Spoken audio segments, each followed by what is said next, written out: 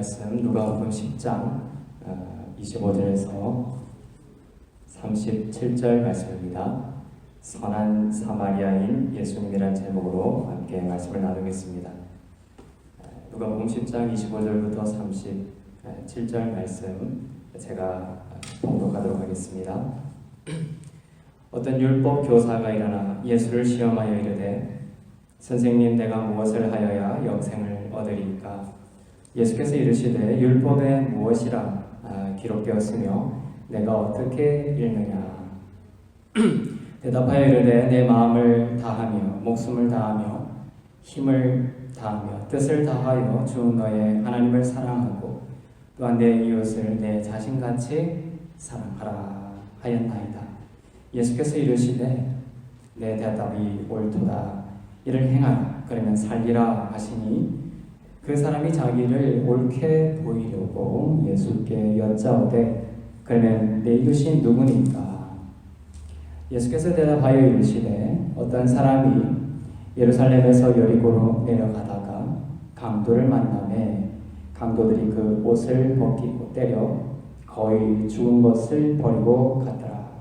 마침 한 제사장이 그 길로 내려가다가 그를 보고 피하여 지나가고 또 이와 같이 한 레위인도 그곳에 이르러 그를 보고 피하여 지나가되 어떤 사마리아 사람은 여행하는 중 거기 이르러 그를 보고 불쌍히 여겨 가까이 가서 기름과 포도주를 그 상처에 붓고 싸매고 자기 짐승에 태워 주막으로 데리고 가서 돌봐 주니라.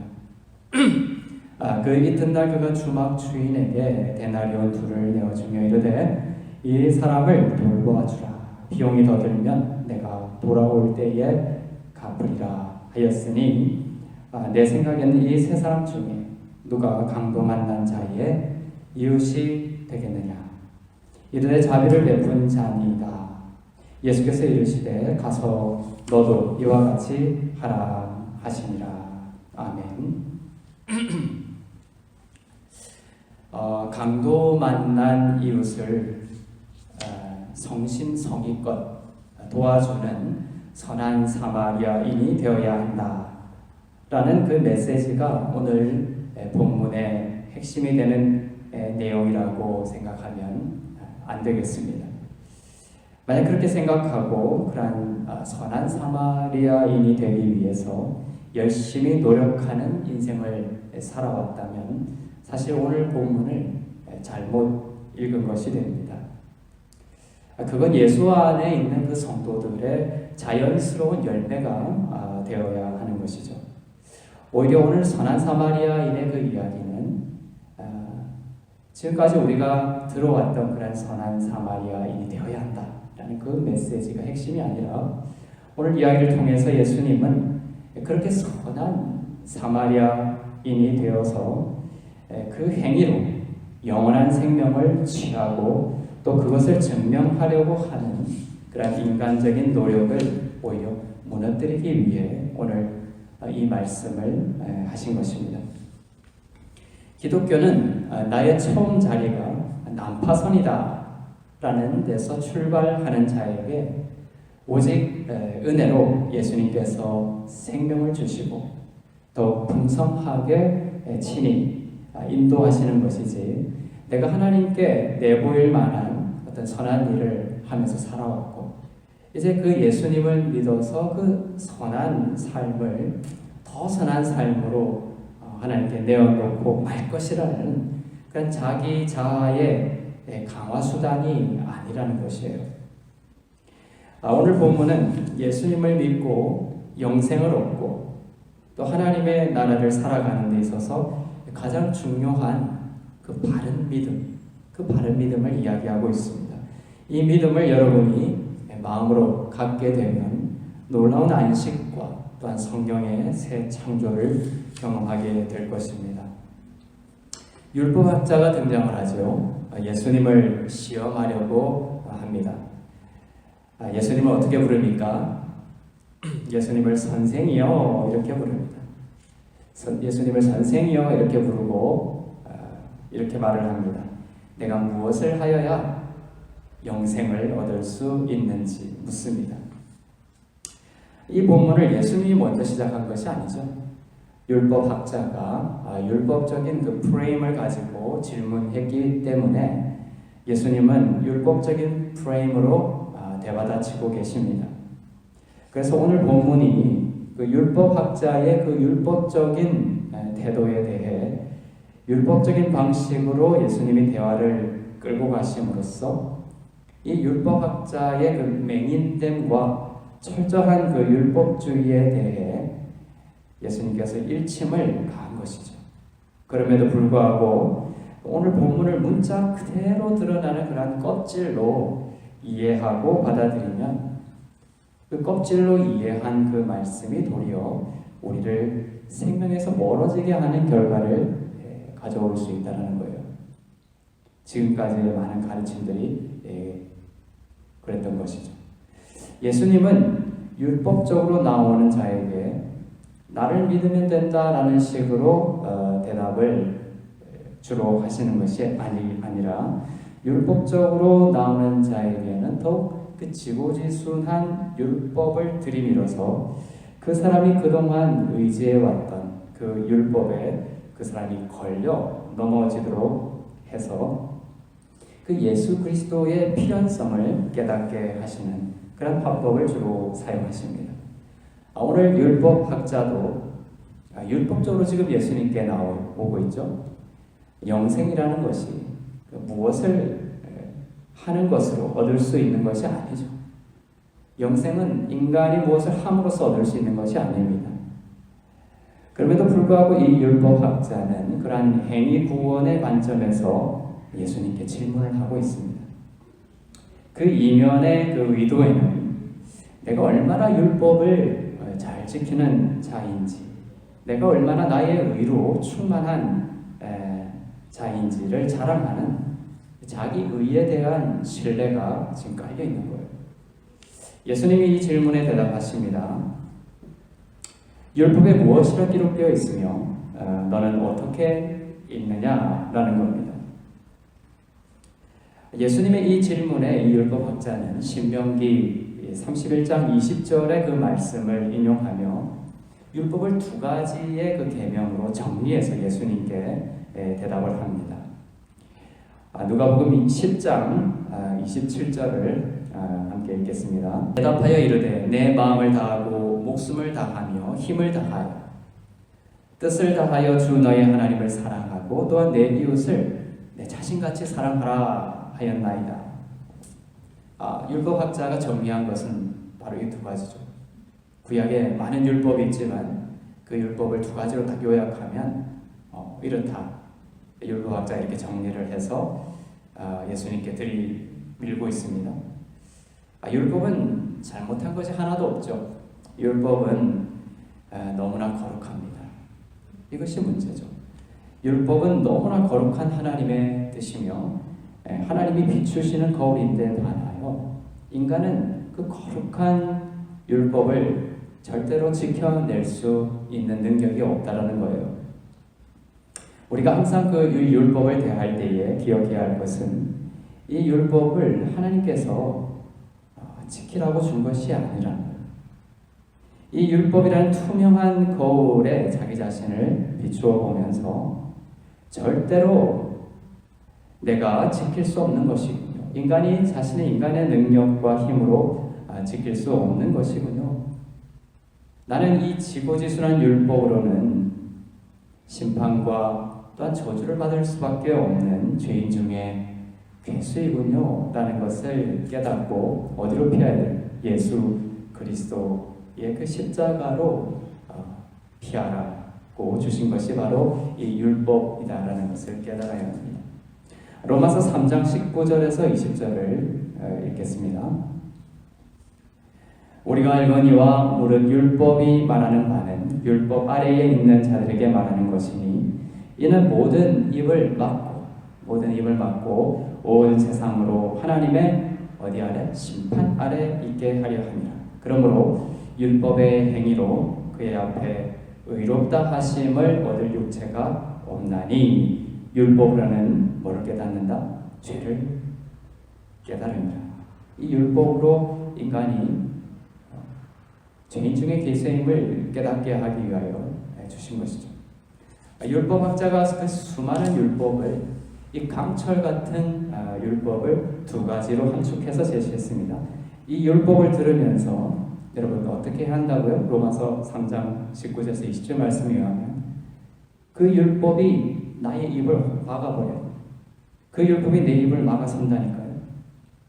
내가 마음을 다하고 목숨을 다하며 힘을 다하며 뜻을 다하여 하나님을 사랑하고 이웃을 사랑해야지가 아니라 나는 도무지 하나님을 그렇게 사랑하고 이웃을 그렇게 사랑할 수 없는 죄인이며 그 사랑에 나는 파산한 자이며 무능력한 자입니다. 예수님이 나의 사랑이 되어주지 아니하시면 나는 불가능한 자이니 오직 예수님을 의지하여 살아가기를 원합니다. 오직 예수님이 나의 의가 되심을 염치불구하고 믿음으로 받아들이며 나아갑니다. 이렇게 흘러가야 된다는 것이죠.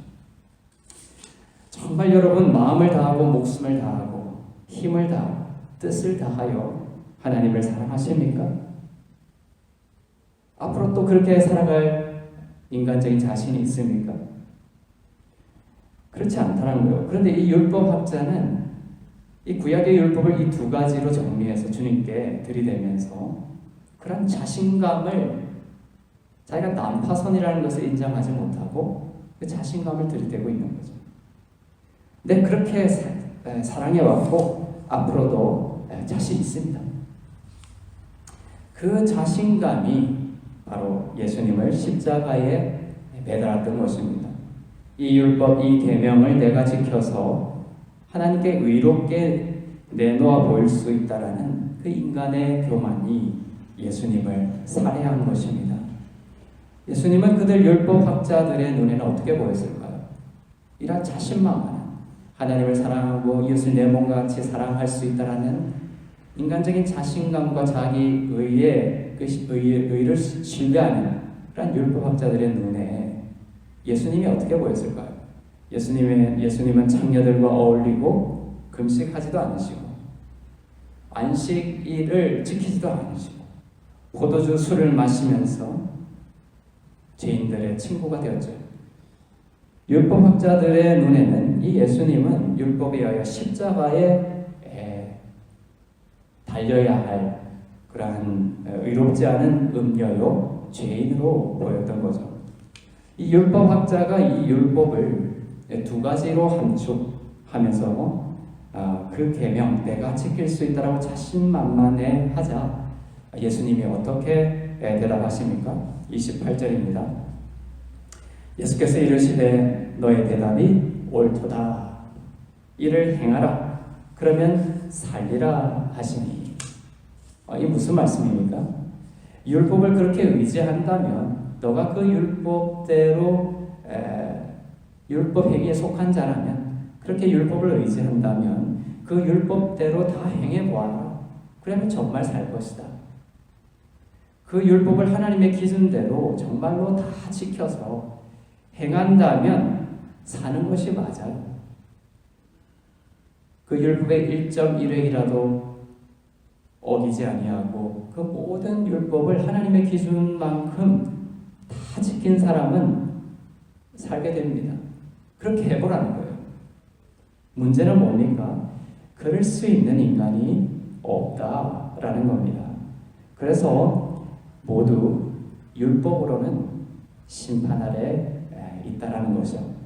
이 28절은 이 율법을 하나님을 온 마음과 뜻을 다하여 사랑하고 또한 이웃을 내 몸과 같이 사랑하라는 것을 지키면서 살아라. 정말로 그렇게 너의 힘으로 능력으로 살아라는 것이 본 뜻이 아니라 그 율법대로 너가 살아나려면 그 율법을 하나님의 기준대로 온전히 지켜야 되는 것이야 라고 하시면서 그 율법 행위에 대해 절망할 것을 함의적으로 숨겨서 말씀하고 계신 거예요.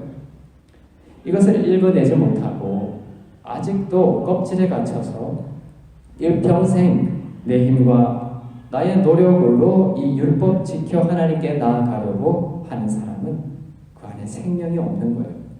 씨가 없는 선악과만 먹고 사는 인생인 겁니다. 정죄와 두려움에 결국 잠식되고 맙니다. 율법학자는 예수님이 너의 대답이 옳도다 이를 행하라 그리하면 살리라 하시는 말씀을 듣고 함이 즉 레마로 깨달아야 했던 것이죠. 그러나 이 율법학자는 이 율법에 대하여 절망하지 아니하고 그 말씀을 또한 다시 껍질로 이해하여 그럼 누가 내 이웃이냐라고 물으며 그 이웃을 내 몸과 같이 자신같이 사랑한다는 것을 자랑해 보이려고 다시 시도합니다. 29절입니다. 그 사람이 자기를 옳게 보이려고 예수께 여짜오되 그러면 내 이웃이 누구니까? 예수님은 강도 만난 자의 이야기를 통해서 선한 이웃이 누구인지를 가르치고 계시죠. 어떤 사람이 예루살렘에서 여리고로 내려가다가 강도를 만났습니다. 그런데 그 강도들이 이 사람의 옷을 벗기고 때려서 거의 죽게 만들어버리고 가버렸다는 거예요. 강도 만나서 죽어가는 한 사람이 있는 것입니다. 그런데 세 사람이 등장합니다. 차례로. 이 세 명이 차례대로 이 강도 만나 죽어가는 사람에게 오는데 두 명은 그냥 지나가 버립니다. 죽게 내버려두는 것이죠. 그런데 이 마지막 사마리아인이 강도 만난 자를 그냥 지나가지 아니하고 보살피고 살려줍니다. 처음 지나간 사람은 누구입니까? 제사장입니다. 강도 만난 자를 보고 피하고 또 지나갑니다. 두 번째 사람은 누구입니까? 레위인이죠. 레위인도 이 강도 만난 자를 보고 피합니다. 그리고 지나가 버립니다. 이 레위인과 이 제사장과 레위인은 무엇을 상징하느냐? 율법을 상징합니다. 율법을 다루고 또 율법을 신뢰하는 자로서 율법을 상징하죠. 율법은 이것 하라, 또 저것 하지 말라 이렇게 명령하지만 정작 이 강도 만나 죽어가는 사람을 어떻게 할 수 없어요. 살려내지를 못하는 겁니다. 율법은 투명하고 거룩한 거울입니다. 너무나 투명하여서 보는 사람들의 그 모공암까지 다 보여주는 거울입니다.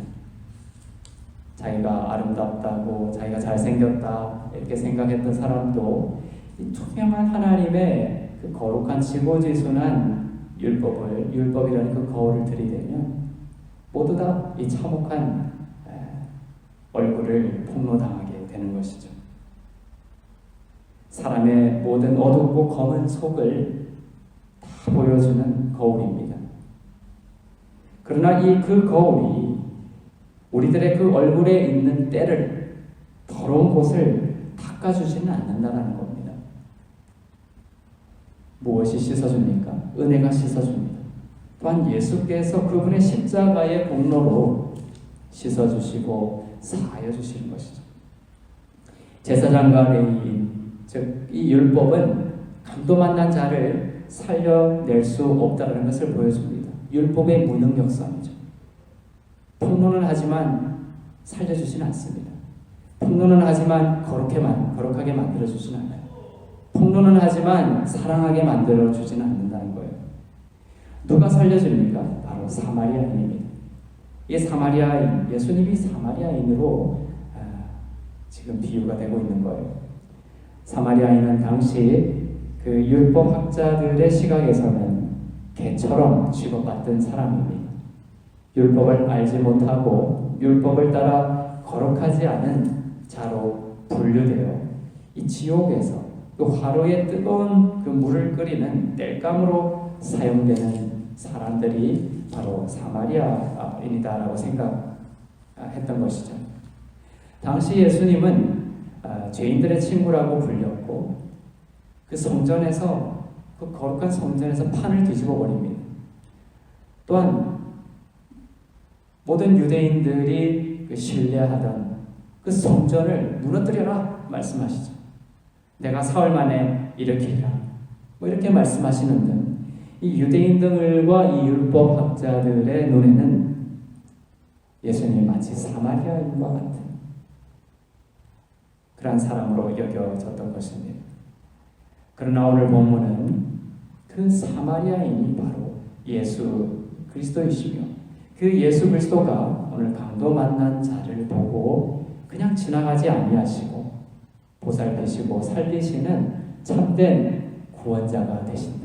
우리의 죄를 정말로 용서하시고 하나님의 집으로 이끌어 드릴 수 있는 참된 구원자이심을 보여주고 계십니다.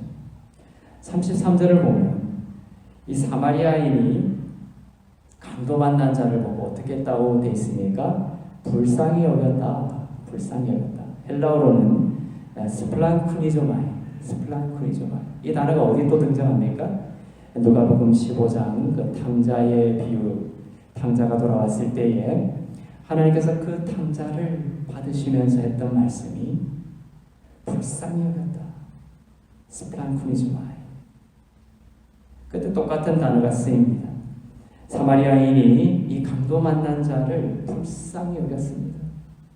예수 그리스도께서 강도 만난 우리들을 얼마나 불쌍히 여기시며 절대로 죽어가는 채로 내버려 두지 않으시는 선하신 분이심을 깨닫게 됩니다. 눈치채셨죠? 강도 만난 자가 누구입니까? 그리고 선한 사마리아인이 또한 누구를 나타냅니까? 강도 만난 자가 바로 우리들이라는 거예요. 여기서 시작해야 된다는 겁니다. 복음입니다. 그리고 선한 사마리아인이 바로 율법이 아닌 은혜로우신 예수 그리스도이심을 나타내고 있습니다. 그런데 질문하는 율법학자는 결코 자기가 강도 만난 자라는 생각을 하지 않는 거예요. 강도 만난 자에게 자비를 베푸는 그러한 능력을 가진 자로 착각하고 있습니다. 그런 자는 예수님을 만날 수가 없습니다. 눈먼 자요 들리지 않는 자입니다. 오히려 예수를 만나지 않을 뿐만 아니라 어떻게 한다고요? 예수를 죽이는 자가 되는 거예요. 그 자기 의로 충만해서 결국 자기가 신뢰하는 그 율법을 따라서 그게 미치지 못한다고 했던 생각하는 사람들에게 참혹한 정죄와 비수를 꽂는 칼 꽂는 자가 되는 것입니다. 사마리아인이신 예수님께서 이 강도 만난 자를 구원하시는 모습이 완전수인 일곱이 완전수입니다. 완전수인 7가지로 그 사마리아인의 행위가 묘사되고 있습니다. 가능성 없고 또한 아무런 자격 없는 우리를 그분의 온전한 희생과 능력으로 구원하시고 또한 돌보시는 완전한 구원자 예수 그리스도의 모습입니다. 누가복음 10장 33절부터 34절을 한번 읽어보겠습니다. 누가복음 10장 33절에서 34절입니다. 어떤 사마리아 사람은 여행하는 중 거기 이르러 그를 보고 불쌍히 여겨 가까이 가서 기름과 포도주를 그 상처에 붓고 싸매고 자기 짐승에 태워 주막으로 데리고 가서 돌보아 주니라. 7가지의 모습이 어떻게 나옵니까? 첫째, 보고 불쌍히 여겨. 첫 번째죠. 두 번째는 가까이 가서. 세 번째는 붓고 기름과 포도주를 붓고. 네 번째는 싸매고. 다섯 번째는 짐승에 태워. 그리고 여섯 번째는 데리고 가서 주막으로 데리고 가서. 그리고 마지막 7번째는 돌보아 주니라. 아멘. 예수님이 없으면 강도 만난 자요 또한 파선한 자입니다. 그러나 예수님께서 그러한 우리들을 보고 불쌍히 여기시고 그러한 여러분들을 보시고 불쌍히 여기시고 가까이 가시고 기름과 포도주로 부으시고 싸매고 태우시며 하나님의 집으로 데리고 가서 돌보시고 도와주실 것을 믿습니다.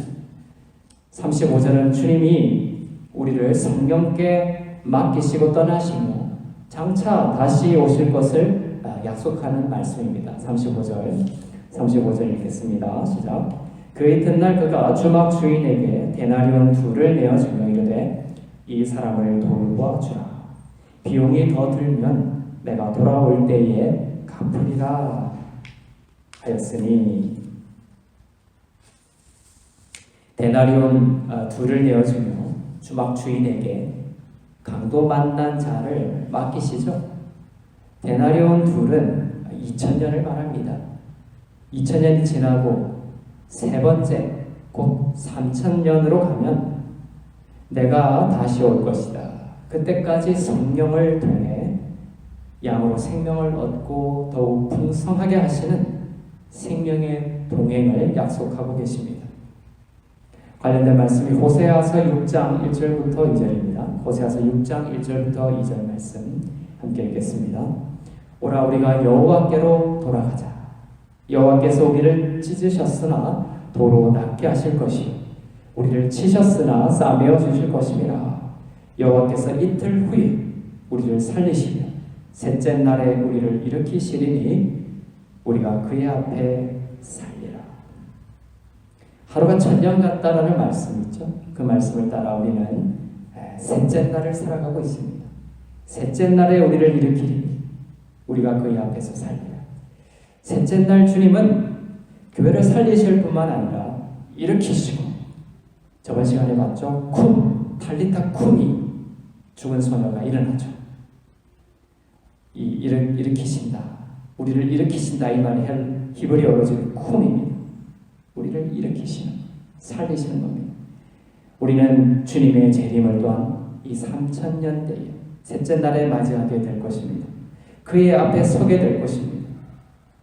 그리하여 이 셋째 날은 재앙의 시간들이 아니라 2000년이 지나고 3000년에 이르는 이 셋째 날의 시간들은 재앙의 시간들이 아니라 복음적으로 보면 가장 영광스러운 소망의 시간이요 빛의 시간입니다.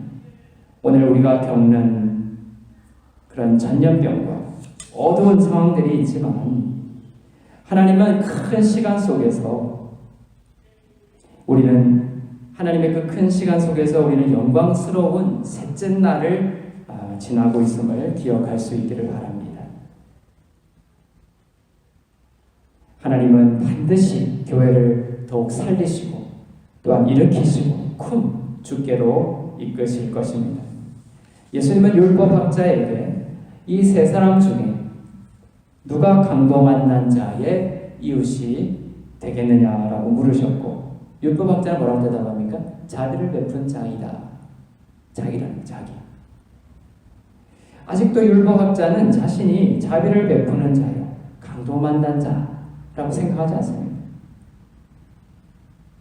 내가 강도 만난 자라는 생각이 없는 것이죠. 여전히 자기는 자비를 베푸는 자라고 생각합니다. 그러나 예수님은 귀 있는 자에게 선포하십니다. 37절에 보면 가서 너도 이와 같이 하라. 가서 너도 이와 같이 하라. 진짜 이 말씀의 숨은 예수님의 진짜 마음은 무엇입니까? 이와 같이 하라. 나는 강도 만난 자야. 그리고 의가 없는 자이지만 오직 예수님을 의지하여 나는 은혜로만 살아나기를 원합니다. 라는 그러한 고백의 삶을 살 것을 명령하고 계십니다. 나에게는 한 홀이의 의도 없지만 예수님이 나의 의가 되심을 고백합니다. 사랑하는 성도 여러분, 이 말씀을 기억할 수 있기를 바랍니다. 율법을 차곡차곡 지켜나가는 그러한 노예와 종의 삶이 아니라 주님이 없으면 나는 강도 만난 자입니다. 나에게는 주님께 내놓을 수 있는, 내가 영원한 생명을 얻기 위해서 주님께 내어놓을 수 있는 아무런 의의가 없습니다. 나에게서 이러한 그 고백을 통하여 나에게 성령께서 이제 들어오셔서 나에게 이루는 그런 선한 행위들은 내가 하는 것이 아니에요. 내가 자랑할 수 있는 것이 아니죠. 내 안에 성령께서, 그리스도께서 친히 내놓으시는 열매들이죠. 나는 어떤 고백입니까? 지금도 만난 자예요. 주님의 의가 필요합니다. 주님의 의를 주셔서 감사합니다.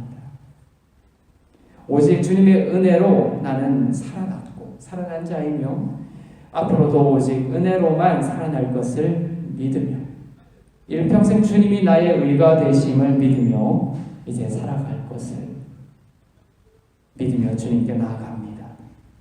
나의 어떠함 때문이 아니라 은혜로우신 주님의 그 십자가 공로 때문에 내게 구원이 임했음을 믿습니다.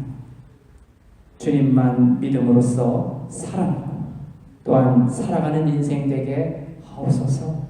그 믿음으로 선한 사마리아인이신 바로 그 예수님의 구원하심을 경험하는 여러분 되시기를 주님의 이름으로 축원합니다.